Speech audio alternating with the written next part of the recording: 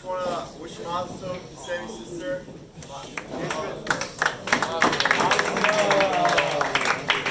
My own sister back home, we got engaged 6 days ago. Google next week. Next time, I didn't know. Their marriages be a true blessing.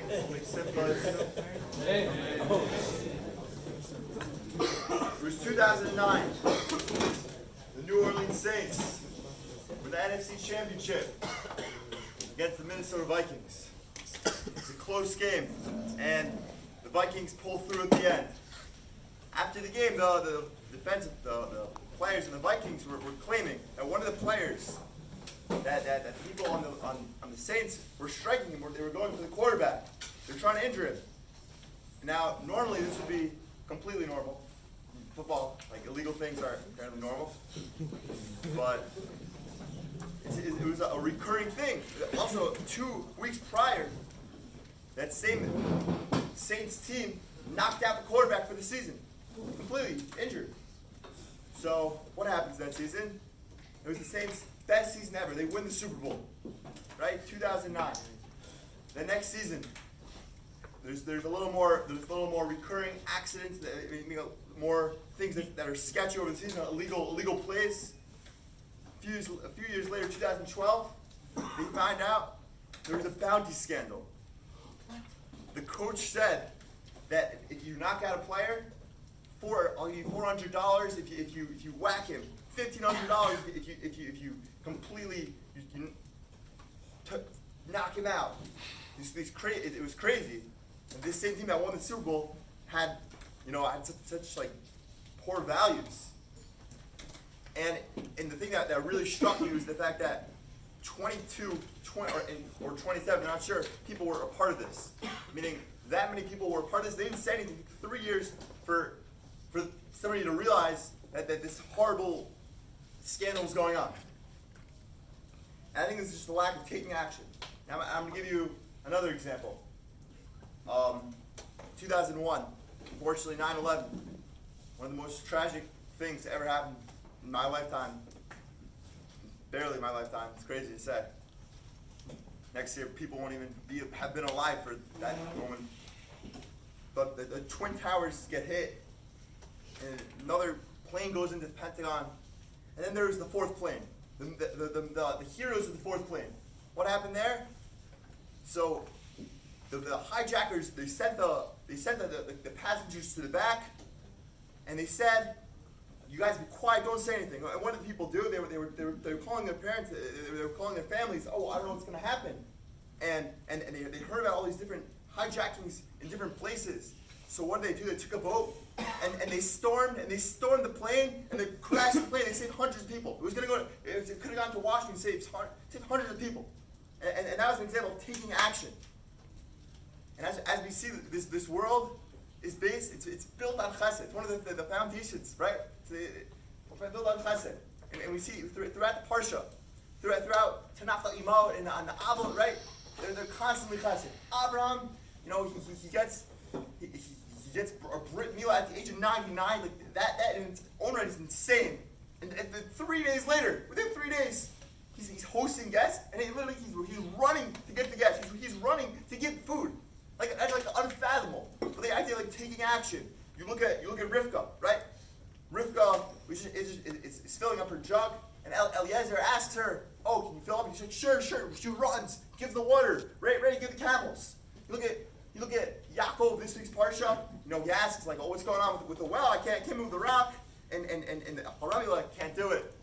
It's too hard. It's too big. What does he do? Just boom, one guy, and he's learning Torah for 14 years. Why didn't he have a chance to work out? How's he doing this?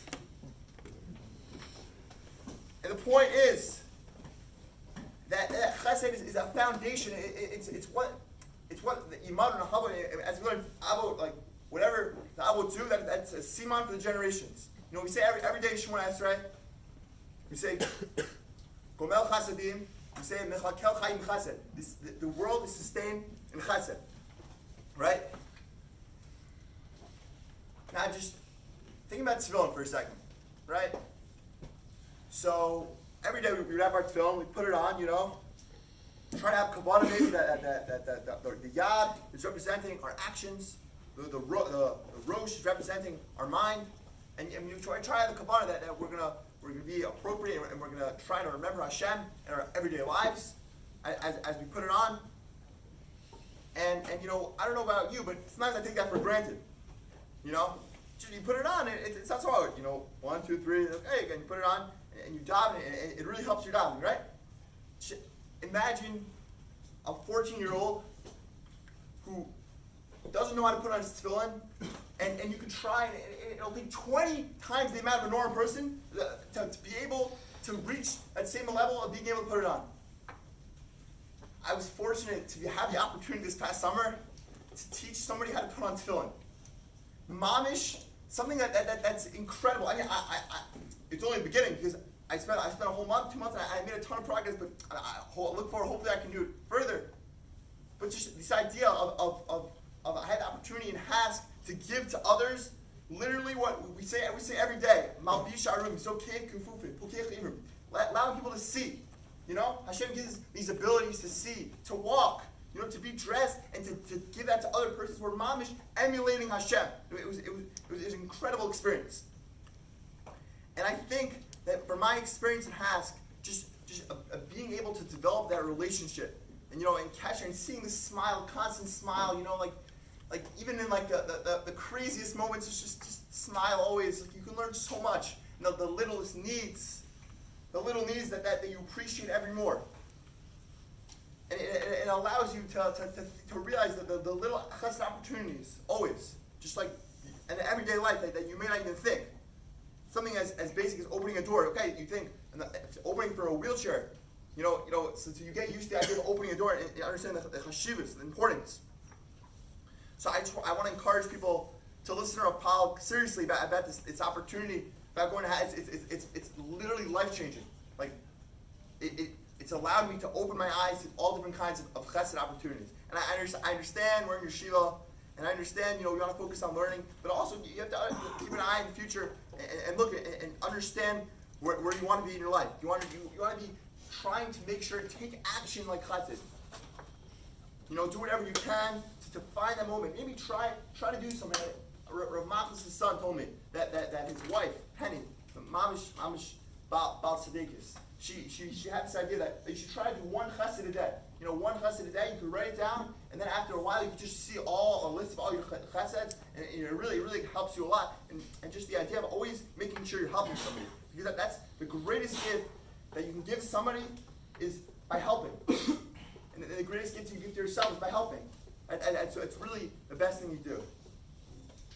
So I just want to give a bracha to everybody that we may be zocheh to really take this initiative of chesed and make it part of our daily lives through the bringing of Mashiach and the building of Beit HaMikdash. Amen.